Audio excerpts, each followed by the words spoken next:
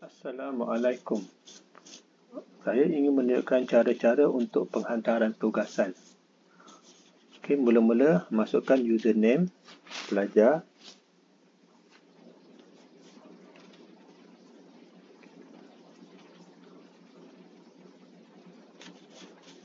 Dan juga password.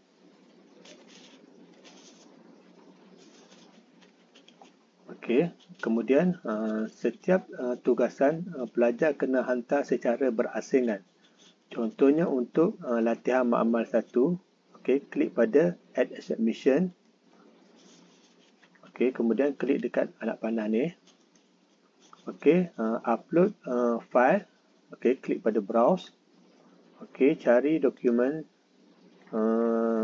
pelajar yang dah siap untuk penghantaran, contoh. Okey, kemudian scroll dekat bawah ni, tekan upload this file. Okey, kemudian simpan. Okey, dah selesai. Seterusnya untuk assignment yang kedua, klik pada dashboard ni. Okey, sama juga proses dia.